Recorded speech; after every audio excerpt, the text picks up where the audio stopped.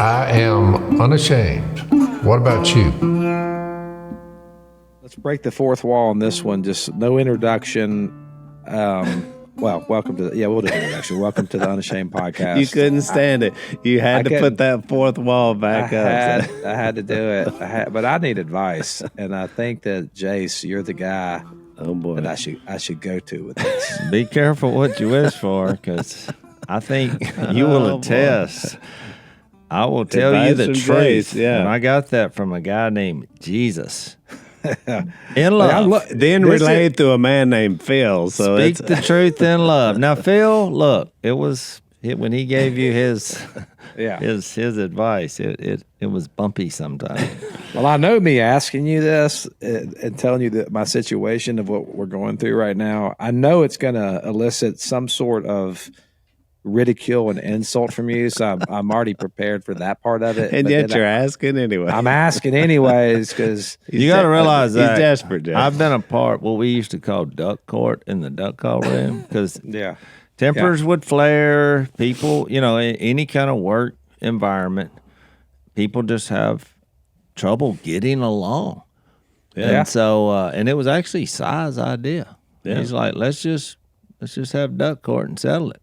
Yeah. Like, man, and we'd do it. Yeah. And sometimes they got loud, and Si overdid it, every time, like, because he was always the judge. Yeah. He got just think about that. No matter what happens, Si will make the decision. When Si's having a conversation like that, he gets very passionate about his decision. He gets fired up. So let's hear it. All right, let's hear it. So here's my situation. Our house has kind of been Grand Central Station for church parties, but the church has outgrown we can't do the events at the house anymore. And so we got an event coming up, and we reserved the whole pavilion down at the local park, which is within walking distance from my house. So you walk down, and it's a pond that has a track around it. It's got tennis courts. It's a great place for a party.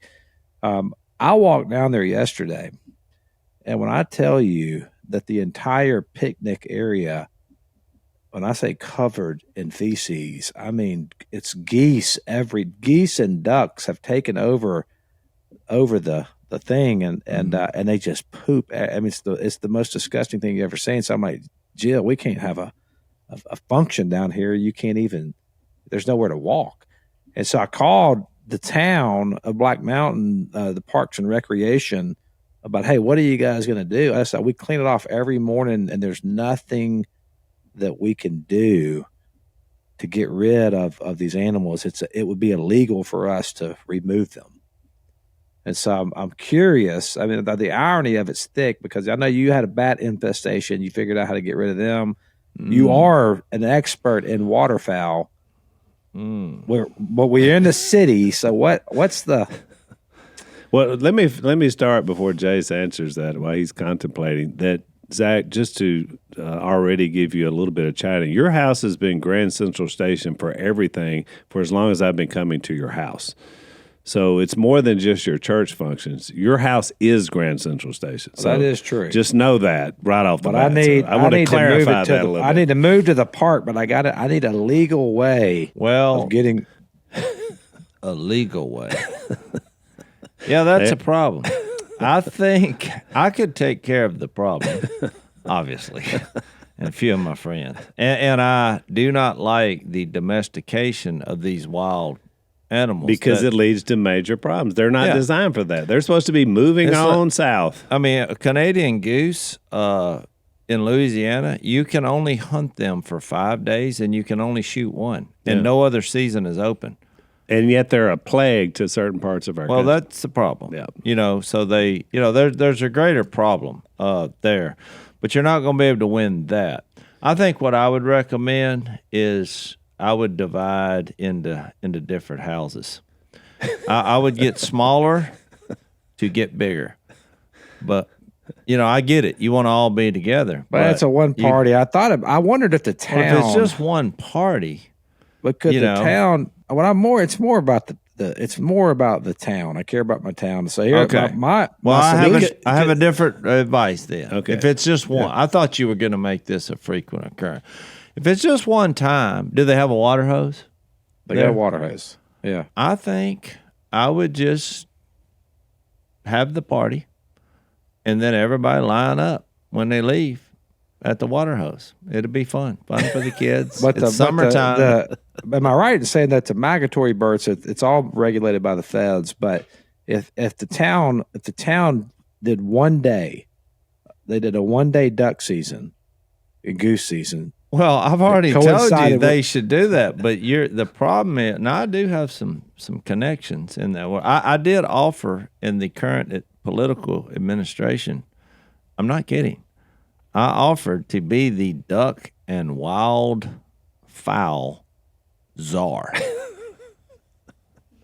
But, and I brought it up again. It still hasn't been. They didn't take you up on it? Because you know people. Well, they didn't say no. You know people whose last names sounds a lot like the president's last name. Yeah. And I was like, they just ignored the comment. They addressed the other. This was through a text. And, of course, I thought, I don't think they think I'm serious. Because they just put ha. But I was being serious. You were offering your like Elon Musk. You were offering your services, but I was wanting to say, look, I'm smarter in that world than you think. Yeah. And I was part of a program that happened years ago. A small part. I was the only eyewitness, I guess.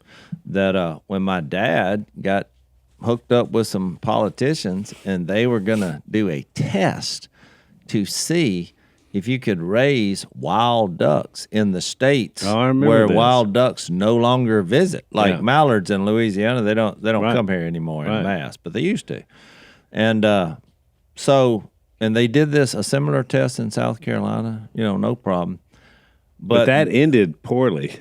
Oh, did it end poorly? Well, I thought about that. Well, I'm going to say this. Tell the audience what happened, because that's a good story. I'm not sure the statute of limitations. I never signed anything, but my dad and his neighbor, they raised 500 mallards. Yep. And what they did was they took a wild drake, and then they had a hen that was like 99% wild. I don't know. I don't know all the biology of it all, but they did. What did they do in South Carolina? And so they literally raised them. Mm-hmm. And they had a pond, but they fed them, but they never had human contact. Right. They just raised them up. And about the time they could fly, somebody in the government didn't want that test. And I mean, the governor got involved and issued. The governor had backed it. She had backed she did, but pressure, I don't know all the details. Yeah. But I know this, they put a hit out on those poor ducks and sent representatives of the government, and they shot them, and which is they killed them all. They tried. Yeah. No, they didn't kill them all. Because I saw all the reports and all, and look, they donated the ducks to food shelters and all. So nothing, is graphic and barbaric as that sounds. Because you tell people that like the government. But I was thinking you would think they would at least let the duck hunters who raised them. If somebody was going to do some duck killing, they'd be them. Those game wardens. Well, I know one of the game wardens that got in on the hunt. Yeah. So here's what's crazy. Well, they made some kind of arrangement. I wasn't involved. I'm just the son of the man who was involved, and my dad is dead now. So that's the only reason I'm having this conversation. They're not going to come get him unless they do it Lazarus style.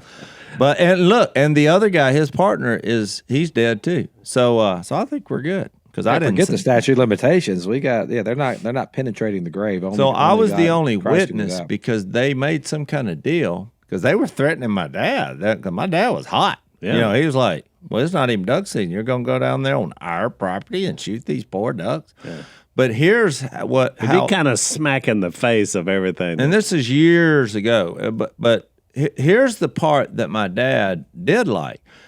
Because these ducks had never been hunted. They could barely fly. They were young ducks. They only killed 360 of the 500. So 140, you know what they did? They said, let's get the heck out of here. And they flew off. And they had bands on them all. So those bands were turned in for years. for hunters. It actually worked. I mean, they were how far away did they go? Wisconsin, Minnesota. So they went just right into went there. into the pool and took off. The test worked. Yeah. Wow. And we, of course, we shot the most bands that were turned in. Yeah, because a few that hung around. Well, they hung around, yeah. And I think I probably have about 20 to 30 of those bands. Of course, we didn't know they were those ducks. It was in duck season. Right. They come in, I'm like, double banded, whatever they had. They had 2 bands on them. Right. And so it worked. And guess what? They tasted just like the rest of them. Sometimes breakfast really is an important meal. Do you agree? Oh, gotta have it. When you talk about nutrition that fuels your day, and that's not just for human beings. Jase, you have some of our great product from our friends at Rough Greens, and our dogs need this same nutrition to get their days going as well. I've told you before with Libby, Emmy, Rue, and Meatball, which is my compound dogs, and when I'm down here in Gulf Shores, my cat Linda, they line up in the morning and they let us know that they're ready. And what they're ready for now, because we supply it, what Jase has there is Rough Greens. It's America's #1 dog supplement. It's packed with all the live nutrients your dog needs to keep them happy and healthy. For a shinier coat, less scratching, better digestion, and more energy, you can start your dog's day by adding a scoop of Rough Greens. So I feel like that all of our dogs, as well as our cat, have never looked better, have never felt better, and seem excited about all the nutrients that we're giving them in Rough Greens. So here's what you do. Fetch a free Jumpstart trial bag for your dog today or your cat. Just cover shipping. Call them at 214-RUFF-DOG or go to roughgreens.com and use the discount code UNASHAMED. That's RUFFgreens.com, discount code UNASHAMED. Rough Greens, so good, your dog or cat will ask for it by name. So it actually worked, and that's why my dad, he's like, boy, I tell you, you got to watch this government bunch. So that's why I'm saying when you bring up this issue, they just, for whatever reason, they all have agendas on all this. And one of them, unfortunately, is the Canadian goose has become, they're not scared of humans. And so they go to golf courses and tear them up, and they tear up crops and all, but they won't let you shoot them.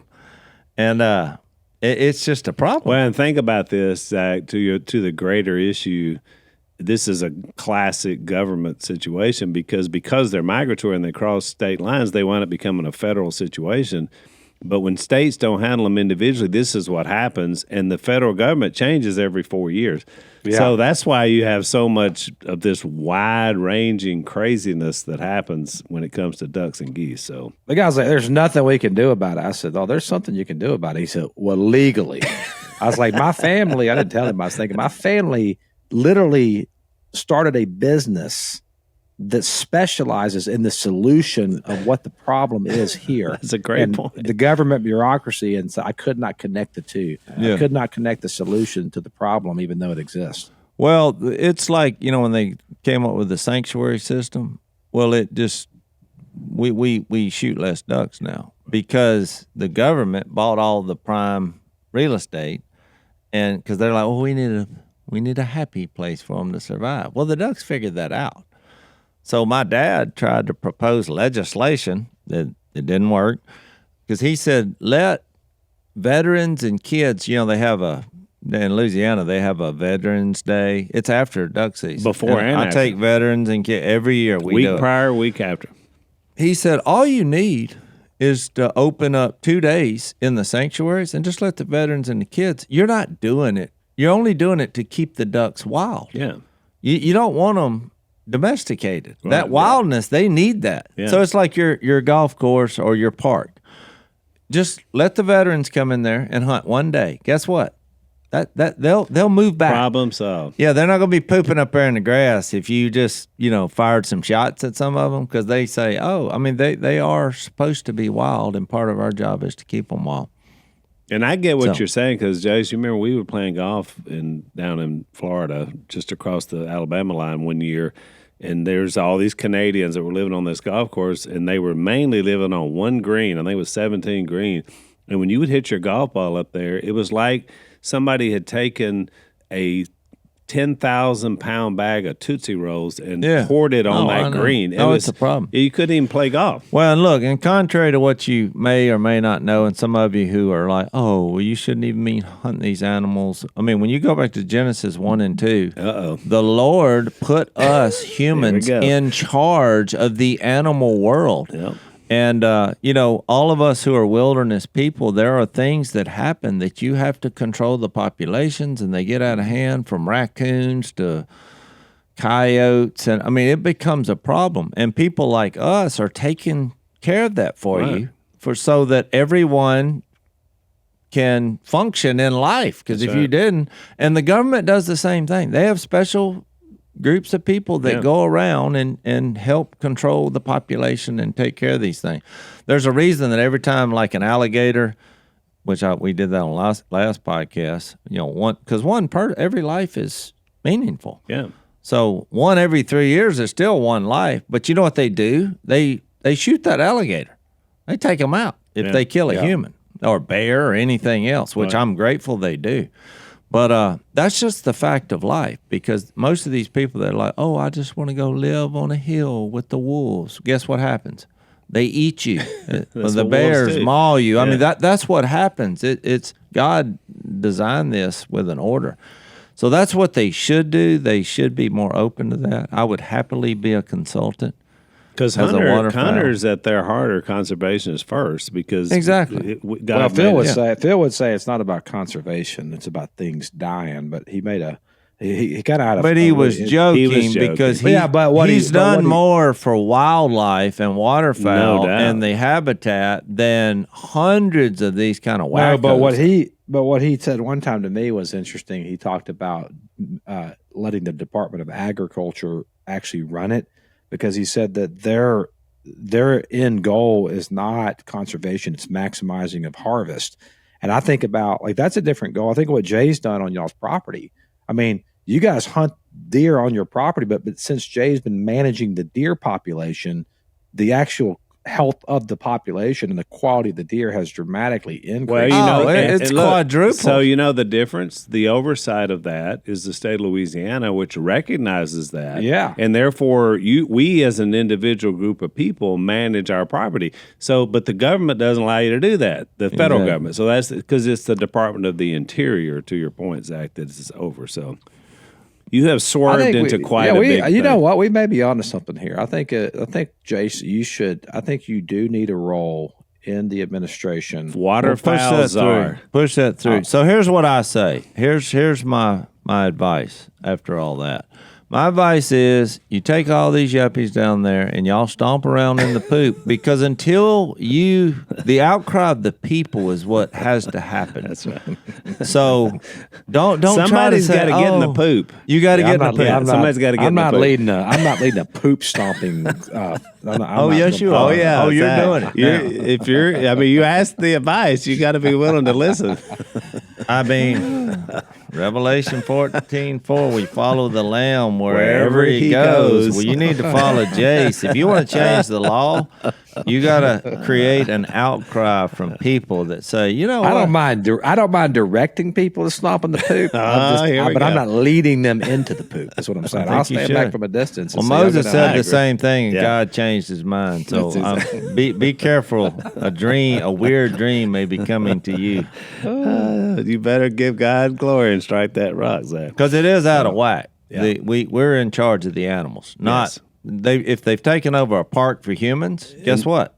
We need in to Black Mountain, the animals are in charge of the people. Exactly. That's what happened. Right. Yeah, we've given the dominion over. But we have God-given dominion. Let's go back to Genesis, guys. But it's not as bad as us living like animals, which is then you're getting into sin and that kind of line of thinking, which we talked about in spiritual warfare. Yeah, which is good. All right, so we're back to. Well, I'm going to tell you a better story to lead into this. So this happened a couple weeks ago. This is a better story than Zach's. Well, I saved it. I was thinking we're going to get into the resurrection, and y'all know me. When I was speaking at the college the other night, I was really at Hardy, and I was real happy when I got finished that one of the questions was centered around, which was the point of my speech, which is what is have you thought about what is Jesus doing now? Because most religious people say, what would Jesus do? Or it's so awesome what he did. And we always view it as a past thing that, or in that same light, viewing God as 1,000,000 miles away. Right. I wonder, I'm sure he's up to something. Well, I asked that question. I said, what is he doing now? And it's crickets. I mean, because they were a vocal group, didn't have an answer on that. And I said, that's a bad sign. I mean, I was being blunt. But in that vein, I had this happen. So I'll just tell you the story. It seems unbelievable. I wouldn't make this up because it's kind of a heavy story. But I'll just tell you what happened. And so we were struggling with my dad. I'm going back a few weeks when my dad was struggling. But one day I went to a driving range and was going to hit some balls. And I was basically just, let's do something else. Yeah, just get your mind Just focused. get away. Yeah, and I was hitting the ball terribly because I hadn't been playing golf. And there was a guy there who's won the club championship 7 or 8 times. And I knew him but didn't really know him. And he's like, you mean to help you? I mean, it was literally He's a nice guy, yeah. Act of mercy. And so he said, let's go play 9 holes. So we did. And I got his phone number, and I thought, and he did help me. Mm-hmm. Well, the next day, I'm back to doing, I think I was actually at a podcast, doing podcasts, and I get a text from another buddy, and he's like, hey, did you hear about this guy dying?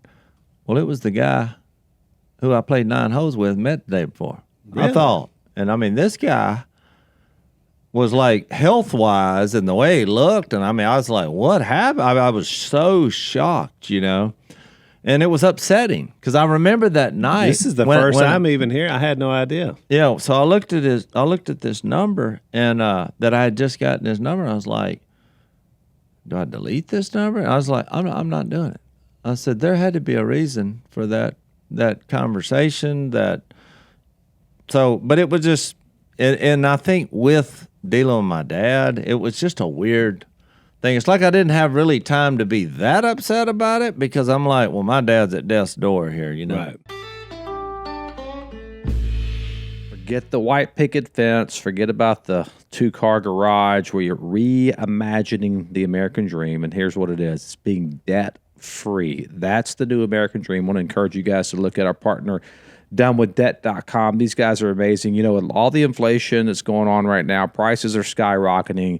And if you're like me, you're looking for ways to save money. You're looking for ways to get out of debt. Al, you've been in debt before. And what was that like when you and Lisa were really entrenched in significant debt? Well, it's really tough, Zach, because you find yourself in a position where you're living beyond your means, and so these problems just stack up. And debt robs you of opportunities, and it also robs you of freedom.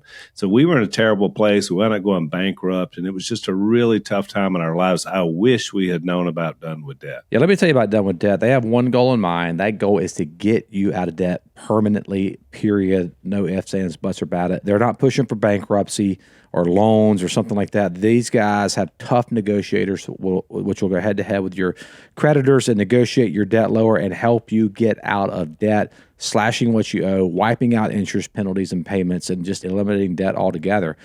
They don't stop, by the way, until your debt is completely gone. The best part is that most clients see more money in their pocket in the first month. Listen, guys, you've worked too hard to let debt steal your future. With Done with Debt, your dream of being debt-free is an actual possibility. So here's what you need to do. Visit donewithdebt.com and talk with one of their experts. It's completely free, but some of their solutions are time-sensitive, so don't wait. Go to donewithdebt.com. That's donewithdebt.com.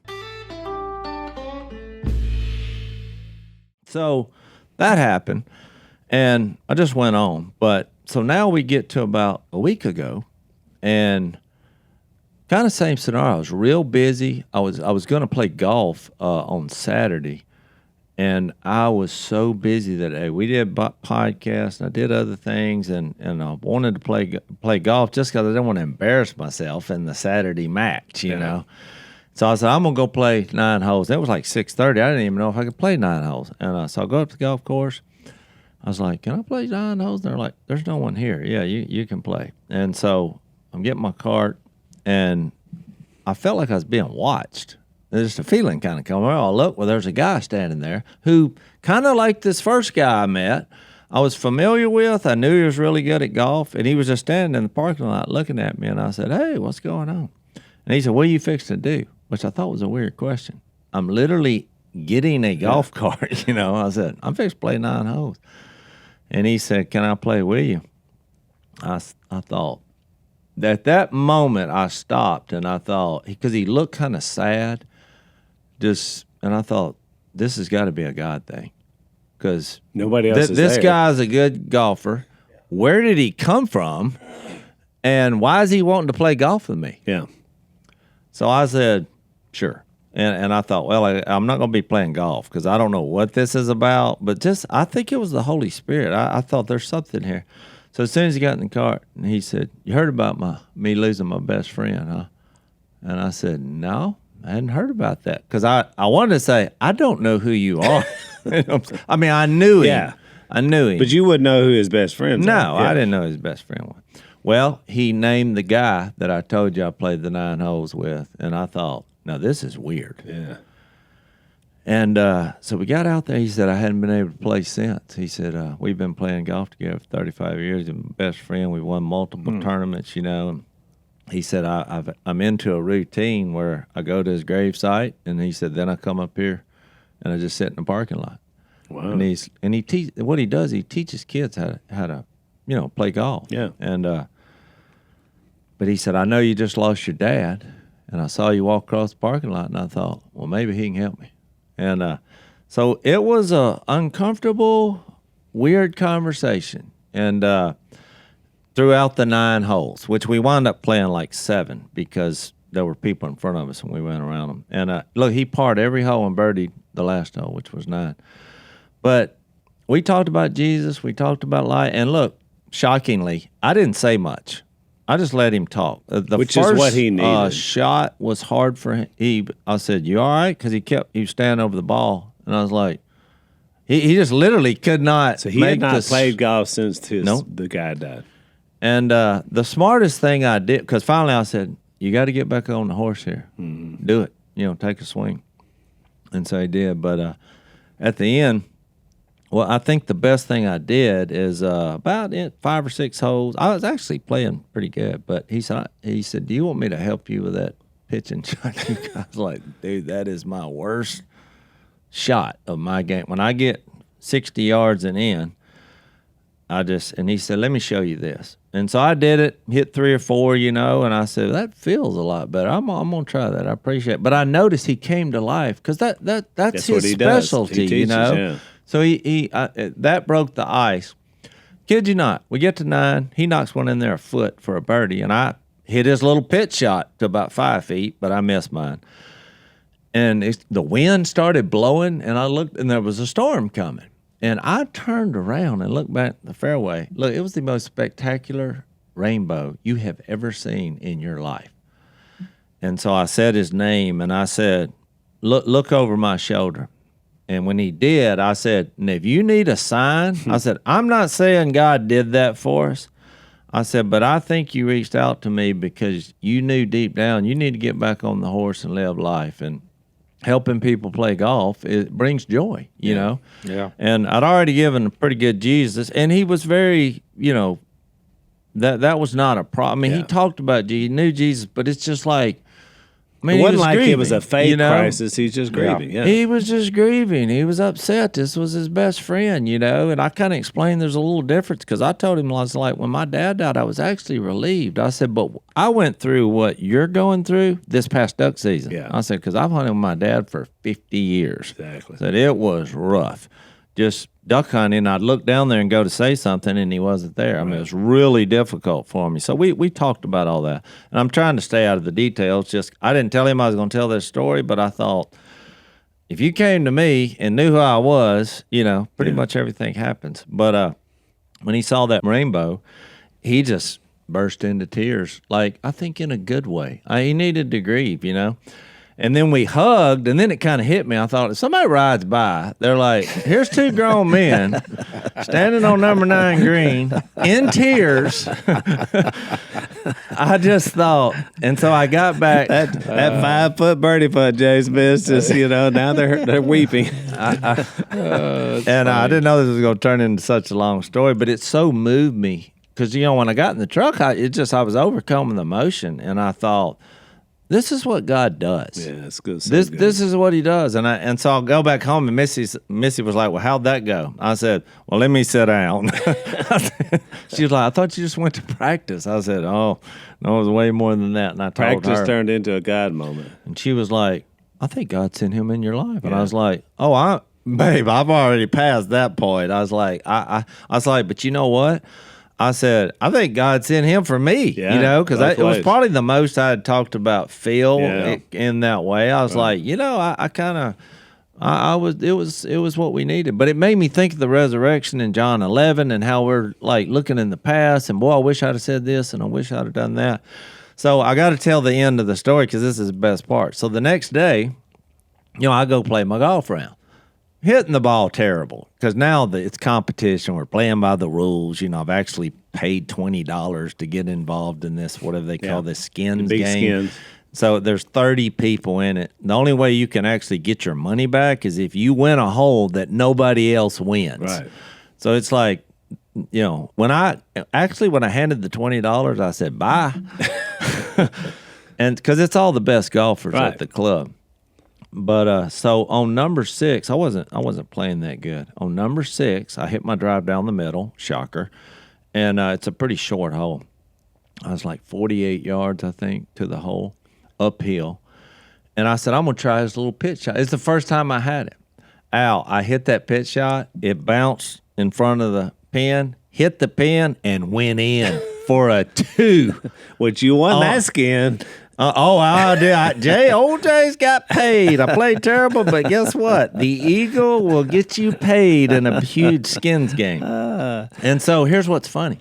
When I get to number 9 and I teed off, I had the same feeling that I was being watched. I turned around. That dude was standing behind me. He wasn't in the game, but he was at the range, which is better than the parking lot. Right. And I actually hit a good drive. And he's like, yep, you got it going. I said, you're not going to believe this. I said, you remember that pitch shot you taught me? I said, I'll hold it on number 6, my second shot. That dude was so excited. And I just thought, well, this is what happens. You got back to doing what, God gives us all gifts. Golf is not mine, but it's his. And so I just thought it was a neat story. Two things in response. This is an amazing story. One is you just described my entire golf career. Because when I played golf, they call me the copperhead because a copperhead will just lay there and not do anything most of the time, but for sometimes weeks and never do anything, which was Al's golf game. But every once in a while, if you get too close to him, he'll strike you on the foot. And so they call me the copperhead because I would make a shot like that about every few rounds. But the second more serious thing is I love what you did.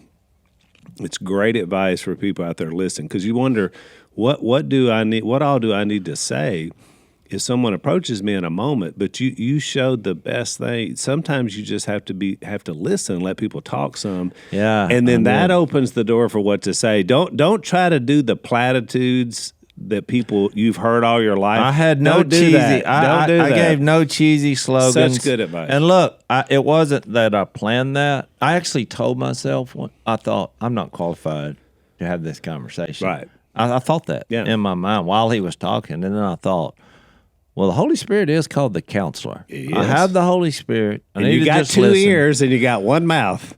Yeah, and I just, I tried to do the best I could, and I think God used it. So. It's that passage in James that says we should be quick to listen and slow to speak. And I think more than any other place that's valuable when people are hurting. But that wound up helping him, but it helped you, as you said, and then in a weird way, it even helped your golf game. In a weird thing, I'm being real vulnerable here because I'm not a touchy-feely type of guy. But I remember thinking, I thought, I didn't know this guy. and now I love this guy. Absolutely. The Y'all way he become was a friend. so You're friends for life. well, the man was broken. Yeah. He just broken. And he lost his best friend, and I thought, this guy is he's just letting it all out to a complete stranger. In an effort to he realized, I got to do something. Exactly. Well, it is the John, what you see in John 11 of, Jesus does, he does get emotional at the death of Lazarus, even though he knew he was going to raise him from the dead. And, that's in the third act. That's right. And I just thought, man, because I think sometimes that I think wrongly as Christians say that we shouldn't mourn death. And Phil said it. There's a viral clip, and I agree with what he said in the end. Jay said it on the interview last night. Well, he's getting that. I like your point where you're going. The verse says, 1 Thessalonians 4:13, we do not grieve like the rest of men who have no hope. Well, think about that statement. He didn't say you don't grieve. That's right. He said you don't. He's telling you grieve how to like grieve. this. Exactly. Look, I can make that analogy in everything. I don't drink alcohol like the rest of men either. Who have no hope. But I'll take an occasional, glass of wine or whatever. But I have to, every time I say that seems to be a sticking point with people, because I've actually had 10 people tell me in a convenience store, I can't believe you sipped that bourbon. I was like, I said I hated it. I said, he said he hated it. I said I hated it, but it didn't matter. They're like, but you broke the cycle. And you know what I said to the last person who told me that? I said, I knew there was going to be somebody like you that came out of the weeds. I said, who needs a little more grace. I said that. Yeah. And he's looking at me like, I said, but the next time you take some NyQuil when your dog's sick, I'm going to say, trust me, there's some alcohol in there. It is. Or vanilla extract. Hey, I knew you should have Or got Dr. that vanilla. Tish. Well, it Dr. hit me Tish because I used to say, I never took a drink of alcohol besides one little sip of whiskey when I was 9 years old out of a trash pile because I lost a bet.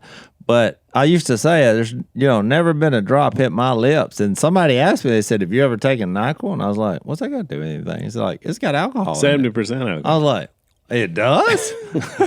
I didn't know. So that's what I'm saying. People with legalistic tendencies tend to be that way. Well, I want to give them a little rabbit hole because we don't have much time left. But I want to introduce something because I introduced the idea of Jesus being the firstborn from the dead. Have y'all gone down that rabbit hole? Not specifically. I have. That's a good one. Well, if you think about it, in the Old Testament, firstborn is all over the place. Correct. So, Al, you probably have a better explanation of the idea behind that. Well, and a lot of it was because from the Jewish mindset, you don't read a lot about afterlife.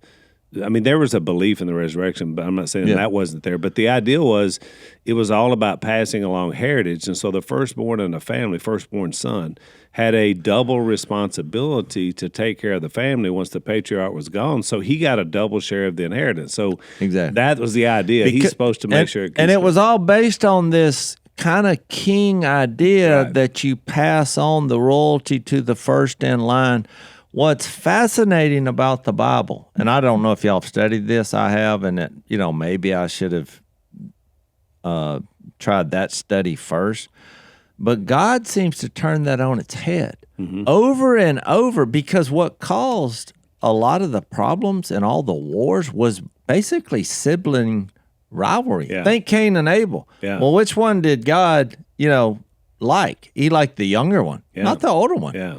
Same with Jacob and Esau. Oh, you're going to go down a whole list, and this is called Think David. Yeah, exactly. His dad. You think, well, Jonathan's the one's going to get. Oh no, we're going down here with David at the end of the ladder of that line. And even Samuel, the man of God, looked at Elihu, the oldest son, and said, "Now here's a king. Well, exactly. Look at this guy." And it was all a shadow of what Jesus would become, in that he had a different kind of power. He didn't take that trying to keep that power and fight with other brothers. There's a lot of sibling rivalry going on.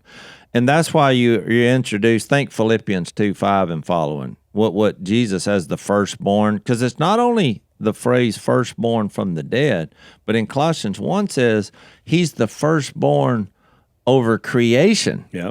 And I want to read that. Yeah, and while you're looking that up, I'll make this comment that it's interesting about Jesus because Jase is reading these spiritual connotations of him, the firstborn of heaven, the Father. And he was the firstborn in his family, remember, because Mary was very young. But he always seemed illegitimate within his own family because he wasn't really the son of Joseph, which is very interesting. He was both firstborn as of the Son of God, but he didn't feel like he was the firstborn as the Son of Man, which I find interesting. And too, when you think about our own baptism, if our baptism is connection with his own death, burial, and resurrection, he was the firstborn in that capacity as well. That's true too. Yeah. So it's always the preeminence and the supremacy of Christ that I think you're seeing with this idea well, of being okay, firstborn. you're going. We're tracking because firstborn, I think, doesn't mean what you think it means. Yeah. That's why I wanted to go through the history. When we think firstborn, we immediately think the first one born. You're the oldest. Right. But that's why I said God kind of turned that on its head on who he's picking to pass down this line. And because it also means a status. Yeah. And that's how Paul used it in Colossians. The title of it is the supremacy of Christ. Well, that's a title. He's supreme. Right. He has the authority. Just think of it like that. So this is Colossians 1:15 where it says, he is the image of the invisible God, the firstborn over all creation. Well, we know Jesus wasn't the firstborn because Jesus is God. We've already read that in John 1:1-3. That would be very hard to understand, which, look, by the way, in previous religious groups, this was the big argument back in the day because they said, "Oh, but Jesus is not God; He's the firstborn." But there's a whole group that believes that now. Well, probably so. And so they missed the point because John 1:1-2 is pretty clear. And so you say, "Well, what does that mean?" He's the firstborn over all creation. I think I stumbled up on something and this is all coming from in John 11 when he says, I am the resurrection and the life. So think of the word I am. Before Abraham was, I am. And think of the John. I feel like we need to read John 1:2 before I read what I think I stumbled on is really good. In the beginning was the Word was with God, and the Word was God. He was with God in the beginning. All right, so then in verse 14, the Word became flesh and made his dwelling. So, when you think, I think most people, when they see firstborn, they're thinking, oh, when he was born of Mary. Well, how was he the first? There were people being born. The reason I went down this road, and I'm going to stop here just to explain this, is because when you get to later passages, especially in Revelation, you get into Revelation 20, and it starts talking about there's a first resurrection. It doesn't say a second resurrection, but it says they won't partake in the second death. And I'm not going to get into Revelation today, but we will. I'm introducing this. What happened is people took like what happened in John 11 and other places where other people were raised. They're like, why does it say Jesus was the firstborn from the dead? Because other people were raised before him. Right. You see what I mean? Yep. So you think, oh, that's no big deal. People have made whole doctrines over that. Yeah. They have people being resurrected all through the course of time, Right. and developing doctrines on what they think the resurrection is, and it ends in there not being a bodily resurrection. Yeah. So I hate to call those people out, but I don't know what else to do. And they even take the verse in 1 Corinthians 15 that talks about baptized resurrection of the dead to prove a point that later disproves the point. So I know a lot of you who are new in the faith, you may not realize all this stuff, but that's why I'm painfully going over this, because I'm saying when you read the title, he's the firstborn from among the dead, it probably means something different than you think. Because when I first thought that, I thought, well, yeah, he was the first one from the dead. But well, Lazarus came back from the dead, you know? So, and there's other examples in the Bible. There's some in the Old Testament as well. Yeah, so that's why I brought it up. But I wanted to handle this firstborn over the creation first. What does that mean? Well, I want to read 1 Corinthians 8. And this is an interesting passage. And it goes in with the spiritual warfare study we did about the gods, the Psalm 82. Yep. And Psalm 89, because look, I have Psalm 89 written down here because I have this. Firstborn in the Greek, in the context of Colossians 1, means preeminent, special status, authority. And I have Psalm 89, 2 through 4, and 14 through 29 to prove that, because it mentions the firstborn in the Davidic line that Jesus would come. Yep. And he talks about having authority. It's a beautiful passage. In between all this sons of God and heavenly council stuff. So you remember that study that we did. Yep. So that's why I'm coming to 1 Corinthians 8. And this is fascinating, I think. He says, now about food sacrificed to idols, we know that we all possess knowledge. So he's talking about a situation that developed in the Corinthian church about, is it right or wrong to eat this food that were sacrificed to idols because there's only one God? Well, how Paul answers this, I think, has something fascinating to what we're talking about. It says, the man who thinks he knows something does not yet know as he ought to know, but the man who loves God is known by God. So then, watch what he says. So then, about eating food sacrificed to idols, we know that an idol is nothing at all in the world, and that there is no God but one.